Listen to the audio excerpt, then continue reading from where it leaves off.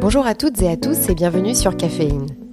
Caféine, c'est une conversation avec des femmes, des hommes de tout horizon avec un même point commun, être passionnés par leur métier. Comment ont-ils trouvé leur voie ? Comment se sont-ils accomplis ? À quoi ressemble leur quotidien ? Une galerie de portraits singuliers, variés et surtout inspirants à écouter pour stimuler votre curiosité, vos idées et pourquoi pas vos choix de vie. J'ai le plaisir de vous partager ma conversation avec Camille Enrico, créatrice de bijoux. C'est après 6 années passées dans la mode que Camille décide de tout plaquer et de partir 1 an voyager seule autour du monde. C'est grâce à cette expérience quelque peu initiatique qu'elle comprend enfin ce qu'elle souhaite faire de sa vie. Camille rentre à Paris et décide de créer sa propre marque de bijoux qui portera son nom. Aujourd'hui, la marque Camille Enrico s'est fait une vraie place sur le marché français. Avec Camille, nous parlons des différentes étapes qui ont permis à sa marque d'être ce qu'elle est aujourd'hui, de quête de sens et de créativité. Avant de lancer l'épisode, si vous aimez le podcast et que vous souhaitez me soutenir, alors rendez-vous sur Apple Podcast pour mettre 5 étoiles et pourquoi pas un commentaire. Je laisse maintenant place à l'épisode et vous souhaite une très bonne écoute. Alors Camille, tu es la fondatrice de ta propre marque de bijoux qui porte même ton nom, Camille Enrico. Et donc à la base, on devait enregistrer notre conversation au sein de ton atelier. Et finalement, on se retrouve à le faire à distance parce qu'on commence notre 2e confinement. Et ma première question va être très simple. Je voulais savoir comment est-ce que tu le vivais ? Eh bien, écoute, on commence à être habitué et puis c'est vrai qu'on était un petit peu plus préparé que la première fois parce que on sentait que ça allait revenir. Donc, écoute, je suis plutôt beaucoup plus sereine que pendant le premier confinement. Après, c'est vrai qu'on a quand même quelques petites inquiétudes car à l'approche de Noël, c'est toujours compliqué pour nous puisque c'est une très très grosse période de l'année en termes de chiffre d'affaires. Donc, on espère que les clients seront tout de même au rendez-vous en ligne pour nous soutenir. Voilà. Oui, parce qu'aujourd'hui, vous avez 2 boutiques ateliers à Paris, c'est ça ?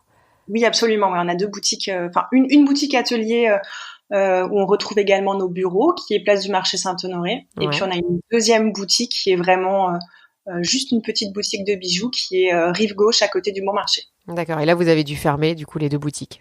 Absolument, ouais. Heureusement que vous avez un site... Heureusement qu'on était déjà présent en ligne et que on avait déjà entamé un virage digital depuis un petit temps, mais c'est vrai que voilà, c'est assez incertain comme voilà, les prochains mois, on va voir ce qui va se passer, mais on verra. Ouais, c'est sûr. Alors j'ai vu qu'une bonne partie de ta famille était dans le milieu du cinéma. Absolument. Et alors, je me disais, quand on baigne depuis petite dans un milieu artistique tel que le cinéma, on est souvent tenté d'en faire notre métier. Et je voulais savoir si toi, ça t'a traversé l'esprit quand tu étais petite. Est-ce que ce milieu t'avait déjà attiré ou pas du tout ? Alors oui, c'est vrai que du coup, donc mes 2 parents étant cinéastes et même au-delà, toute ma famille étant dans le cinéma, il a été question à un moment de me tourner vers le métier de costumière parce qu'en fait, moi j'ai toujours été attirée par le textile, la mode, le vêtement. Et donc je me suis vraiment posé la question de travailler sur des films en tant que costumière, mais je trouvais que c'était un métier qui m'aurait pas épanouie en termes de créativité parce que à part travailler sur des films d'époque ou des très grosses prods, je trouvais que c'était pas très créatif entre guillemets et que ça aurait été un peu frustrant pour moi de le faire vraiment sur des projets un peu plus classiques entre guillemets, juste habiller des acteurs. Mais du coup, j'ai été voir et discuter avec des costumières sur des films de papa et c'est vrai que voilà, je me suis vraiment posé la question à un moment de ma vie, ouais, quand j'étais ado. Et donc, tu as finalement quand même décidé de faire des études dans la mode. Absolument, ouais. Et tu as travaillé 6 ans pour Tara Jarmon. Oui. C'était du coup ma première expérience. En fait, j'ai d'abord eu un diplôme de styliste modéliste. Et puis ensuite, j'avais l'impression qu'il me manquait un certain bagage pour être prête à affronter la vie active. Et du coup, j'ai fait un master à l'ESIV qui s'appelle aujourd'hui La Fabrique, qui est une école qui va vraiment former à tous les métiers de l'industrie du vêtement. Et avec la 2e année qui s'effectue en alternance, du coup en entreprise. Et donc, je suis rentrée chez Tara Jarmon comme ça aux achats et développement de fournitures et tissus. Et puis, j'y ai passé 6 ans. Donc, au début aux achats. Et puis, du coup, ils m'ont embauchée par la suite. Et j'ai ensuite bifurqué vraiment vers le style quand j'étais là-bas. Et pourquoi tu as décidé de quitter Tara Jarmon? J'étais arrivée un petit peu au bout de ce que je pouvais faire chez eux. Il n'y avait pas de perspective d'évolution pour moi là-bas. Et puis, je me suis rendu compte que c'était un métier compliqué, avec beaucoup de gestion d'ego et de politique interne. Et c'est quelque chose qui me convenait pas. J'étais pas heureuse. On avait un rythme effréné et je m'y retrouvais pas trop dans les valeurs, en tout cas, qui étaient celles-ci. Voilà. Et donc, tu as décidé de quitter Tara Jarmon et ensuite, tu as décidé donc de quitter ton boulot pour entamer un voyage à l'autre bout du monde. Oui, absolument. En gros, j'étais vraiment au bord du burn-out à ce moment-là. J'étais vraiment mal dans mes pompes. Et du coup, voilà, j'ai réussi à obtenir une rupture conventionnelle avec Tara Jarmon. Et puis, j'ai pris un billet d'avion et je suis partie en me disant que ça me ferait du bien et que de toute façon, j'avais besoin d'aller prendre l'air. Et en fait, ce premier voyage a continué. J'ai voyagé pendant 1 an. D'accord, en mode Hit Pray Love, Julia Roberts qui part à l'autre bout du monde. Exactement. C'est ça. C'est vrai que le film La Manche Priem, je le regardais en boucle à l'époque. Ouais, c'était un peu dans cet esprit-là. Ouais, j'avais besoin de me retrouver, de savoir ce que j'avais envie vraiment de faire dans ma vie, et de mettre un peu le temps en pause. Et là, tu avais quel âge à l'époque? J'avais quel âge? J'avais 27 ans. Ok, 27 ans. Chose comme ça. Ouais. Et raconte-nous alors comment ça s'est passé ce voyage? Et ben c'était fabuleux. J'ai fait du coup 3 voyages en un, en gros, puisque je suis repassée par Paris du coup 2 fois. J'ai commencé à Bali et en Asie du Sud-Est. Du coup, j'étais en Indonésie et aux Philippines et au Vietnam, toute seule du coup avec mon sac à dos perdu au fin fond d'un pays où je parlais pas très bien en anglais en plus, donc c'était assez difficile de communiquer. Mais là vraiment j'ai pris le temps juste de redescendre un petit peu et de me reposer et de profiter vraiment comme si c'était des vacances en fait. Voilà, je suis repassée ensuite en France parce que j'avais des impératifs familiaux ici, et je suis repartie ensuite en Birmanie et en Inde. Cette partie-là de mon voyage a été beaucoup plus introspectif, pardon, puisque du coup j'étais vraiment en Birmanie, donc les frontières avaient ouvert depuis peu de temps. Il y a très très peu de touristes, donc je me suis vraiment retrouvée seule pendant presque un mois à voyager dans ce pays incroyable.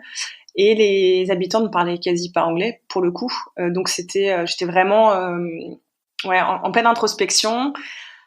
Puis l'Inde, et je suis repassée encore du coup en France. J'ai fait un saut de puce de 2 semaines et je suis repartie ensuite en Amérique latine, où là j'ai fait un grand tour. Je suis arrivée à Rio et j'ai descendu la frontière est du Brésil jusqu'en Uruguay. J'avais des amis là-bas, donc j'ai passé des fêtes en Uruguay avec eux. Et puis ensuite, j'ai fait un petit bout d'Argentine. Je suis remontée en Bolivie. Et ensuite, j'ai traversé pour arriver au Pérou. Et je suis retournée ensuite au Brésil pour finir au carnaval. Et donc, voilà. et l'issue de ce voyage, ça a été le point de départ de la création de ta marque. Comment t'es venue l'idée?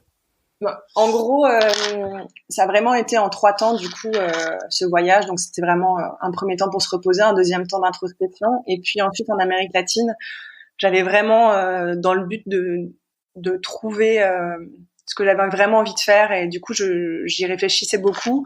Et puis je suis tombée folle amoureuse de tous ces tissus traditionnels multicolores qu'on retrouve beaucoup au Brésil, en Bolivie, enfin partout dans cette région-là, qui sont brodés, des tissus très colorés, etc., etc. Et j'avais envie d'en faire quelque chose et de le retravailler à ma manière. Et puis je faisais des bijoux de mon côté depuis toujours, mais vraiment pour m'amuser dans mon coin. Et voilà, j'ai cherché une manière intéressante de retravailler ces tissus brodés.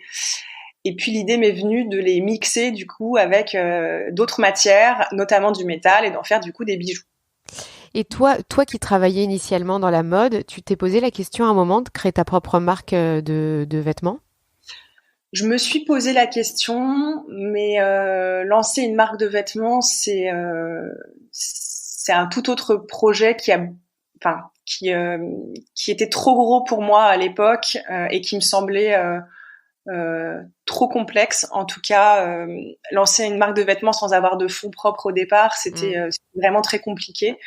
Et puis, j'avais été un petit peu déçue par ce milieu et j'avais pas forcément envie d'y remettre les pieds tout de suite. Voilà. Et alors, comment se sont passés tes débuts? Tu rentres en France avec l'idée de créer ta propre marque? Ouais, du coup, absolument. Je me suis dit, allez, je rentre, j'ai rien à perdre. Le bijou, ça me plaisait énormément. Je trouvais que cette idée de mixer du textile et du métal, c'était super intéressant. Ça n'avait pas franchement été fait avant. Du coup, voilà, je suis arrivée à Paris. Bon, le temps de redescendre un petit peu de mon petit nuage. Et puis, j'ai commencé à entamer des recherches. Alors, au début, dans ma première collection, j'avais pas que des bijoux brodés. Ouais. J'avais également d'autres pièces qui étaient vraiment comme des souvenirs de voyage que j'aurais ramenés dans mes bagages, avec des références à chaque pays que j'avais visité. Mais la grosse partie un petit peu plus challenging, on va dire, c'était de réussir à fabriquer du coup ce bijou brodé sans avoir d'exemple au départ. Donc du coup, j'ai réfléchi le projet, j'ai fait des protos en papier un peu pourri toute seule à la maison. Et puis ensuite, j'ai été me balader dans le Marais. En fait, il y a tous les fabricants, tous les artisans qui travaillent le métal. Et puis j'ai été toquée aux portes et j'ai expliqué le projet et jusqu'à ce que je trouve un atelier qui a réussi à me faire un premier proto. Qui a été déterminant puisque du coup je me suis rendu compte que c'était possible. J'ai réussi à mettre au point avec eux une épaisseur de métal, une taille de trou, un écartement de trou pour que le motif soit régulier et joli, Ouais. puisque j'avais décidé de travailler le point de croix. Ouais. Donc c'est une technique assez simple mais qui demande des conditions un petit peu particulières, en tout cas quelque chose de très régulier, comme un grillage. Et donc voilà, et avec mon petit proto en main, du coup, après, j'ai pu faire des salons professionnels et chercher des fabricants pour des séries plus importantes. Et toi, tu t'es direct allé voir des fabricants. Est-ce que tu t'es posé la question à un moment de le créer toi-même, c'est-à-dire, tu vois, de prendre des cours de création de bijoux et de t'atteler à faire toi-même tes propres bijoux? Alors, pas trop, parce que en fait moi ce qui m'intéresse dans mon métier, dans mes études, c'est vraiment plutôt la partie créative, la partie conception, peut-être moins la partie fabrication. Ouais. Donc je savais que c'était pas je me voyais pas dans un atelier avec un fer à souder, Ouais. une perceuse, etc.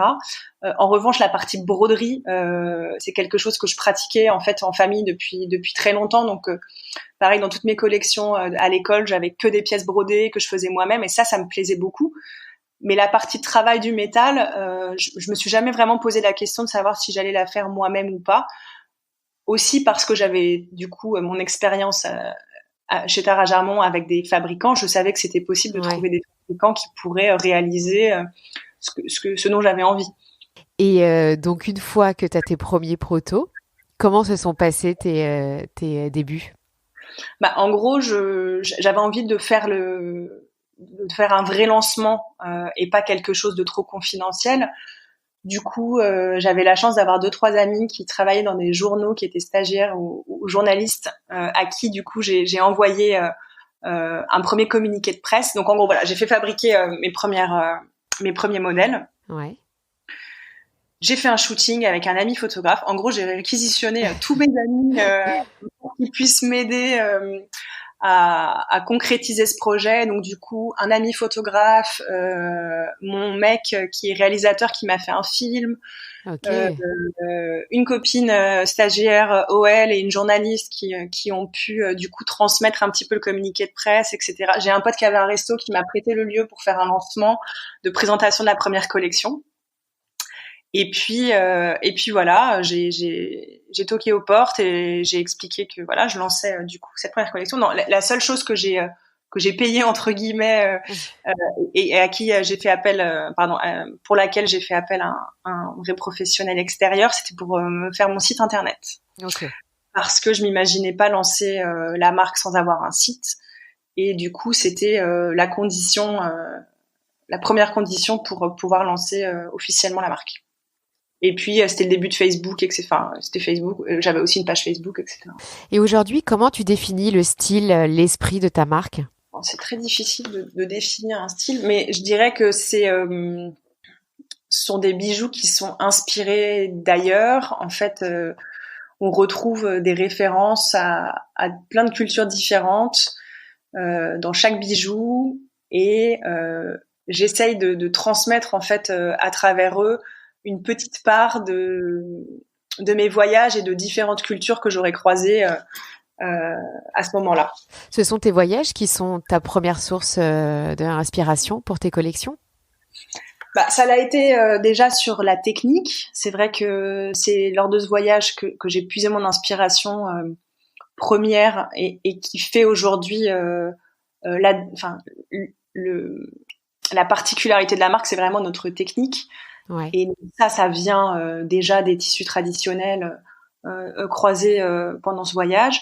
Et puis maintenant, l'idée, c'est que chaque collection soit inspirée d'un voyage. Donc, je continue à partir en voyage d'inspiration tous les ans pour essayer d'enrichir justement mon imaginaire et de ramener comme des petits trésors que j'aurais croisés pendant ce voyage et de les retransformer à ma sauce et de les proposer comme des nouvelles collections. Ok, d'accord. Vraiment la base de mon travail, c'est vraiment le voyage. Ouais. Et tes collections sortent tous les combien à peu près? Alors ça a changé. Au début, je suivais le calendrier du prêt-à-porter, Ouais. puisque c'est comme ça que j'avais aussi appris à travailler. Donc on avait 2 collections par an. Ouais. Et puis avec l'arrivée des réseaux sociaux, des marques digitales, etc., le rythme s'est beaucoup accéléré. Et du coup, on a décidé de morceler nos collections en mini-collections. Et donc, du coup, on a de la nouveauté qui sort tous les 2 mois. Ah oui, d'accord. Ok, donc Voilà. tu es toujours obligé un peu de te réinventer, de trouver de nouvelles idées, de Absolument. nouveaux dessins, etc. Ouais. Et tu l'as dit un petit peu tout à l'heure, mais comment se passe exactement ton processus de création? Toi, tu t'occupes des dessins, c'est ça, de tes collections? Oui, alors en fait, il y a une grosse recherche d'inspiration au départ. Du coup, donc, lors de mon voyage d'inspiration, je vais vraiment ouvrir très grand mes yeux, prendre en photo tout ce que je croise. Je suis très inspirée par la nature aussi, les gammes de couleurs, des matières, des textures, par les costumes traditionnels, par les gens que je vais croiser. Donc je fais une grosse recherche du coup visuelle, de laquelle découle un mood board. Et à partir de ce mood board, je vais définir des thèmes, des grands thèmes que j'ai envie de traiter par collection. Et puis ensuite, dans un deuxième temps, je vais mettre à dessiner les modèles. Donc je les dessine directement sur un logiciel informatique. Ouais. Parce que mes fabricants ont besoin d'avoir des plans au millimètre près pour pouvoir ensuite fabriquer, découper, graver, percer les bijoux. Car en fait, nous, on les travaille à plat, tous nos bijoux. Des grandes plaques de métal qui sont travaillées, qui sont ensuite pliées à la main. Donc, en fait, moi, je les travaille en 2D, tous ces bijoux-là. Donc, ce sont des dessins, comme des dessins techniques de vêtements. Avec toutes les gravures, toutes les mesures, les épaisseurs, les matières, les textures, etc. Et ensuite, mon fabricant, du coup, me sort un proto qu'on reçoit à l'atelier, qu'on check, on fait des modifs si besoin. Et puis ensuite, on lance une première mini-série de prototypage qui va être utilisée pour présenter la collection en salon ou utilisée pour les shootings. On ajuste ensuite les coloris de broderie, mais c'est vrai qu'on a aujourd'hui maintenant une large gamme de couleurs et je vais plutôt travailler sur les designs des produits que sur les gammes de couleurs, puisqu'on a une gamme d'intemporel qui est fixe. Après, parfois, je vais également essayer de chercher de nouvelles matières, mais voilà comment ça fonctionne. Ok. Et là, ça fait combien de temps que ta marque existe ? Ça fait 7 ans. Ça fait 7 ans, ok. Ouais. Je m'en suis rendu compte il n'y a pas longtemps, ça m'a fait tout bizarre.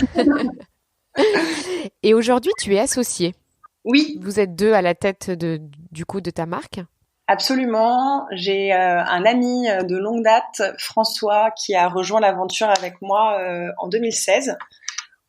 Il est venu en renfort sur toute la partie développement, business. C'est grâce à lui qu'on a pu ouvrir la première boutique. Enfin voilà, il est vraiment arrivé en renfort sur le développement de la marque. Puisque moi, en tant que créative, plutôt, c'est vrai qu'il y a plein de choses que je maîtrise pas et qui me sont un peu étrangères, et j'avais besoin d'avoir quelqu'un qui avait plus la fibre entrepreneuriale, entre guillemets, de développement et de business. Voilà. Et aujourd'hui, vous êtes combien au sein de ta boîte? Parce qu'il y a aussi une équipe de brodeuses. Oui. Alors, en fait, on externalise une grosse partie du travail, mais en interne, du coup, nous avons 2 brodeuses. J'ai une responsable des opérations qui s'occupe de toute la partie logistique production, puisque ça prend une grande part chez nous, puisque chaque pièce est brodée main à la commande. D'accord. Ah oui, ok. Une grosse gestion de prod derrière et d'expédition. Et puis, j'ai une team communication, donc community manager et graphiste, qui travaille avec moi sur l'animation des réseaux sociaux et du site internet. Ok, donc une vraie petite entreprise. Oui. Et pour nos boutiques, par contre, on n'a pas de team spécialisé sur la vente. En fait, l'idée, c'est que chacun de nous accueille le client en fonction de sa dispo à la boutique. Donc moi, je vais très souvent à la rencontre des clients, et puis quand je suis pas là, les filles prennent le relais pour avoir vraiment une vraie relation avec nos clients et vraiment les connaître parfaitement. Justement, tu dis que ça fait 7 ans donc que ta marque existe. Quels enseignements est-ce que tu retiens de ces dernières années? Est-ce qu'il y a des choses que tu ferais autrement? Forcément, il y a des choses que je ferais autrement, mais je trouve que le cheminement qu'on a eu nous permet aujourd'hui d'être là où on est. Peut-être que j'ai voulu tout de suite trop faire tout bien comme les grandes marques, et que du coup, avec une toute petite équipe, c'était compliqué. Du coup, j'ai eu énormément de travail et sur des choses que je maîtrisais pas forcément. Donc, je pense que j'ai perdu en fait beaucoup de temps à tester des choses qui finalement n'ont pas forcément eu d'impact suffisant, en tout cas sur le développement ou quoi. Enfin voilà, on est vraiment dans des périodes où on teste des choses et où on se rend compte que ça finalement c'est pas bien, ça c'est bien. Et je pense qu'avec l'expérience, en fait, on est de plus en plus efficace et on perd de moins en moins de temps. Mais après, c'est des choses qui ont été nécessaires pour se construire et pour en être là où on est aujourd'hui. Donc, je sais pas si je referais certaines choses différemment, mais en tout cas, peut-être que j'irai plus vite sur certaines choses. Et toi, est-ce qu'il y a un bijou que tu apprécies plus particulièrement qu'un autre dans toutes les collections que tu as fait? Alors, mon premier modèle, qui est la première manchette, c'est le premier bijou que j'ai dessiné et c'est aujourd'hui encore le best-seller. C'est la manchette. En particulier, c'est la manchette qui est brodée en chevron, qui s'appelle Shepen. Celle-ci, c'est vraiment, elle symbolise vraiment toute l'histoire de la marque et voilà, c'est vrai que du coup j'ai un attachement particulier à ce modèle-là, même si j'en ai aussi un peu marre de l'avoir non-stop depuis 7 ans. Mais ouais, elle est importante en tout cas. J'ai vu que tu avais fait des collabs avec Cézanne. Oui, absolument. En fait, c'était au tout début de la marque. Ça faisait 1 an que j'avais lancé la collection de bijoux. Et puis, j'ai été contactée par Cézanne, qui était à l'époque en train d'exploser. Et ils m'ont passé... on a fait une collab du coup de plusieurs produits. On avait 2 manchettes, un bracelet, une bague déclinés dans 3 coloris. Ouais. Parce qu'à l'époque, ils ne faisaient pas de bijoux eux-mêmes. Ils n'avaient pas de collection, justement... donc de bijoux, et voilà, on a lancé une petite collection et c'est vrai que ça a été un joli tremplin pour nous et des grosses quantités du coup qui ont découlé de cette collab, et ça nous a permis d'avoir d'autres projets par la suite qui ont été financés du coup par cette collaboration. Ouais, c'est génial au bout d'1 an de se dire qu'il y a Cézanne qui vient te voir. C'est vrai que c'est super. Ça fait un gros tremplin. Mais c'est vrai qu'on a eu la chance d'avoir pas mal de presse en fait tout de suite. parce que justement c'était une technique qu'on n'avait pas trop vue, qui était intéressante, qui sortait de l'ordinaire, et donc du coup les journalistes étaient tout de suite interpellés par les visuels. Ouais. Et grâce à ça, du coup, ça nous a ouvert des portes. On a eu énormément de presse au départ, tout de suite en fait, dès le lancement de la collection. Tu continues aujourd'hui, à chaque fois que tu lances une collection, d'envoyer des communiqués de presse? Comment est-ce que tu travailles ta com? On a travaillé pendant longtemps avec des agences de presse. D'accord. On a décidé de reprendre ça en interne chez nous, mais donc oui, on envoie des communiqués de presse réguliers à la presse féminine. C'est important pour nous d'avoir un aval et une validation de professionnels par rapport à nos produits. Ouais. Est-ce que tu peux nous raconter ta journée type? Waouh, il y en a pas. En période de création, du coup, j'essaye de m'enfermer un petit peu pour être focus sur la créa, mais ça, c'est vrai que ça me prend peu de temps dans l'année finalement, puisque en fait, j'ai tellement d'autres choses à gérer que j'ai pas le temps de prendre plus de temps que ça, on va dire. Et après, c'est beaucoup de gestion de galères. Ouais. Comme tous les entrepreneurs, c'est gérer les équipes et gérer les petites galères du quotidien, parce qu'en fait, c'est récurrent et voilà. Et j'essaye de me prendre de plus en plus de temps, justement, maintenant que j'ai une équipe un petit peu plus solide, pour travailler encore plus l'image, le produit, la qualité. Voilà, ça me tient vraiment à cœur et j'essaie de me dégager de plus en plus de temps pour ça. Et tu arrives à te garder du temps aussi pour échanger avec ton équipe? Comment est-ce que tu travailles, toi, la partie management? Oui, ça se passe très bien. En fait, on est en open space, du coup, à la boutique atelier. On est tout le temps tous ensemble et on communique beaucoup. Enfin, moi, je consulte les équipes tout le temps pour toutes les décisions, produits, images, etc. J'ai vraiment besoin de discuter avec la team. Du coup, ça se passe très bien. C'est très fluide. Et on dit souvent que les entrepreneurs ont du mal à déconnecter, à décrocher de leur, oui, de leur bébé, on va dire. Tu me confirmes? Je te confirme. En fait, ça a été vraiment le cas les 5-6 premières années. Oui, donc il n'y a pas si longtemps. À fond. Et puis, en fait, il y a une fatigue qui s'installe et qui est un peu dur à gérer au bout d'un moment. Et du coup, j'ai décidé depuis 1 an de prendre un petit peu plus de recul et d'avoir une journée off par semaine, justement, où je ne vais pas au bureau. Alors, évidemment, j'ai toujours mes mails qui sonnent toutes les 3 minutes sur mon téléphone et Instagram, etc., etc. Ça, je peux pas, j'y coupe pas. Mais en tout cas, j'essaie de me prendre une journée par semaine où je déconnecte complètement et je fais des choses pour moi. Ça me permet d'être plus efficace sur mes journées de travail, de mieux m'organiser aussi et voilà, ça m'aide maintenant à gérer du coup cette pression un petit peu régulière de l'entrepreneur classique. Mais pendant 5-6 ans, c'est pareil, pas de week-end, pas de vacances, tout le temps connecté. Ouais. Mais bon, ça fait partie du jeu, c'est super important, quoi. Et quand tu dis que tu fais des choses pour toi, qu'est-ce que tu fais en général? Je me balade, je vais voir des expos, je prends le temps de lire. Ouais, je prends vraiment du temps pour moi. Je me fais des soins, enfin voilà. Du temps perso à 100%, quoi. Ouais, il en faut. faut. De ma famille, voilà. Et qu'est-ce que tu aimes à part faire des bijoux dans la vie? Oh, quelle question. Plein de choses. Et en particulier voyager, hein, mais du coup ça rejoint un petit peu ça. Ouais, si j'ai vraiment un truc qui me tient à cœur et du coup ce qui est très frustrant en ce moment, c'est vraiment de voyager. Ouais. Ça c'est quelque chose qui me maintient toute l'année. Et je pars au moins 2 ou 3 fois dans l'année, aller m'ouvrir l'esprit et voir un petit peu ce qui se passe. C'est vraiment mon truc, ouais. Et qu'est-ce que tu préfères le plus aujourd'hui dans ton métier? La partie création? Évidemment. La partie création. C'est pas la compta, c'est bizarre. Ouais, non. Et puis,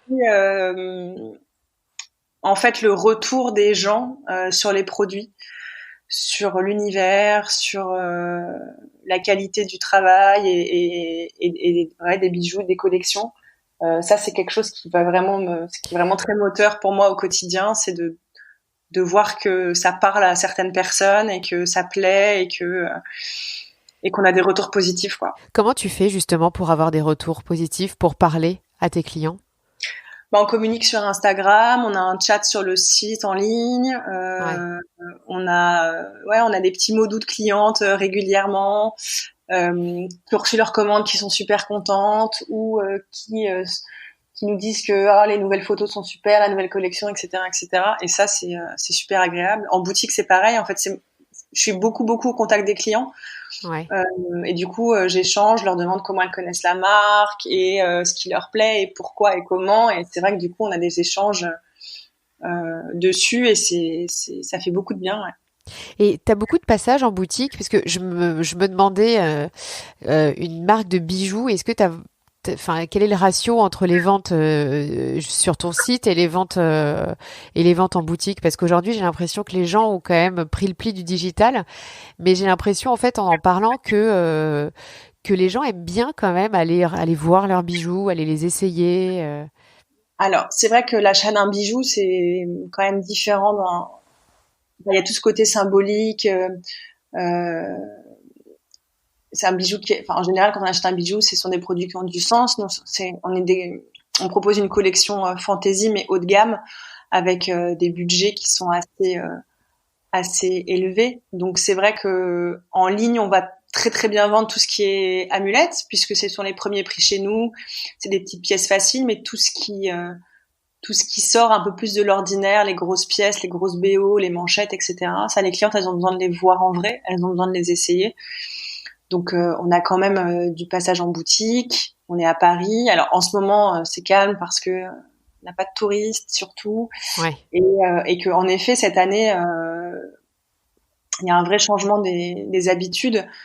On se rend compte. Nous, on avait un ratio 60% en boutique du chiffre d'affaires et 40% en ligne. Et là, il s'est inversé. Ah ouais, ok. Voilà. Après, nos clientes aiment bien quand même venir voir le produit. Voilà. Mais c'est vrai qu'on a des boutiques de destination, c'est-à-dire que la cliente qui rentre, dans 90% des cas, elle ressort avec un produit. On a très peu de passages qui ne transforment pas, inutiles en fait. Ouais. Et pourtant, vous êtes tu vois, dans des lieux où tu as pas mal de passages. Marché Saint-Honoré, on est un petit peu en retrait. D'accord. Du coup, on est en face de 2 restaurants, mais on est dans l'impasse Grande-Bouche, donc on a vu sur la place, mais si on connaît pas la boutique, c'est difficile de la trouver en passant devant par hasard. Okay. Donc ça, c'est vraiment une boutique de destination. C'est aussi pour ça qu'on a fait nos bureaux à cet endroit-là. Donc là, pour le coup, on a un taux de transformation qui est énorme. Et la boutique de la rue de Grenelle, par contre, en effet, on va venir plutôt recruter des nouveaux clients qui ne nous connaissent pas, des touristes, une clientèle de quartier également qui se développe. Et vous êtes vendu aussi dans des boutiques multimarques? Alors, on a longtemps travaillé avec du coup des revendeurs, en effet, donc des concept stores, des boutiques multimarques, les grands magasins, notamment Le Bon Marché, Le Printemps, les Galeries Lafayette, et à l'étranger également.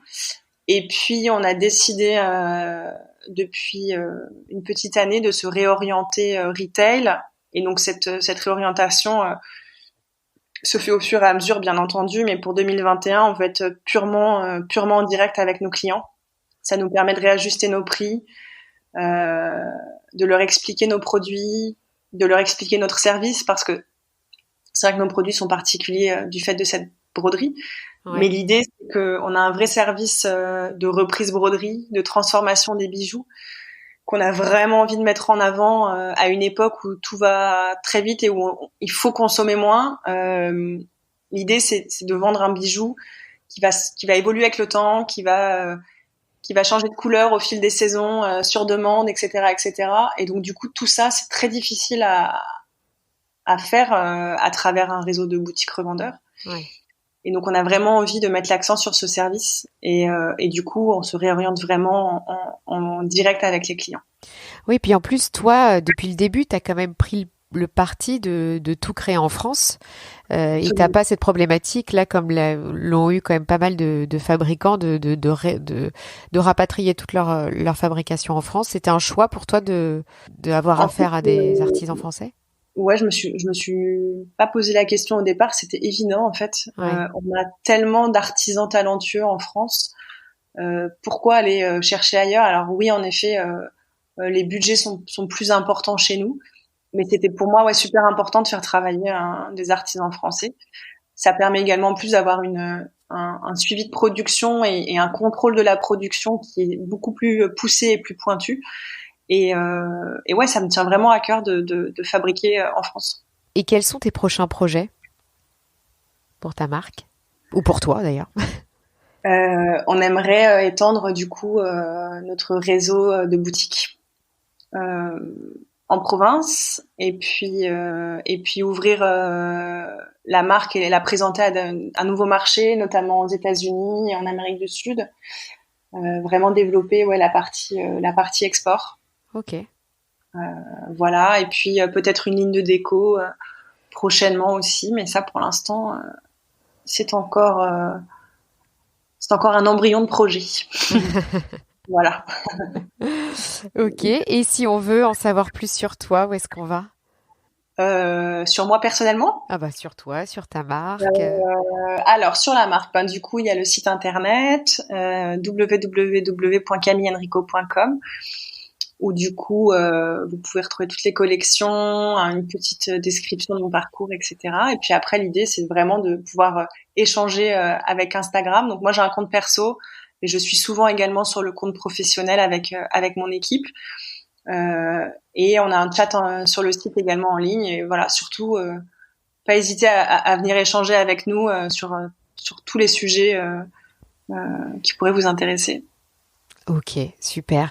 Et mes petites questions de la fin. Est-ce que tu as une anecdote particulière à nous raconter qui t'est arrivée peut-être?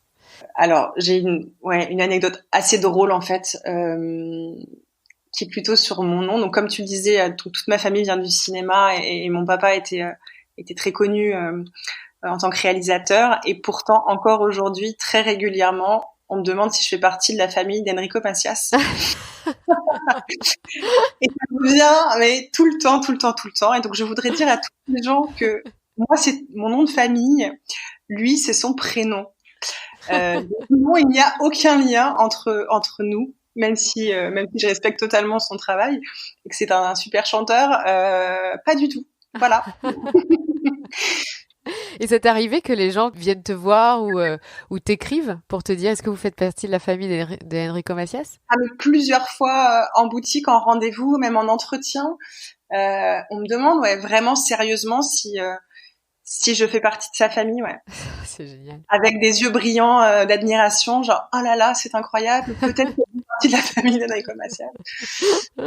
Et non. Ça me fait toujours sourire, c'est mignon, c'est très mignon, voilà, c'est drôle. On a même demandé une fois à mon associé, parce qu'on donnait le nom de la marque à l'oral, donc pas de manière écrite, donc Camille Enrico, si lui était Rico. Donc voilà, un jeu de quiproquo autour du nom qui est toujours très drôle. Voilà.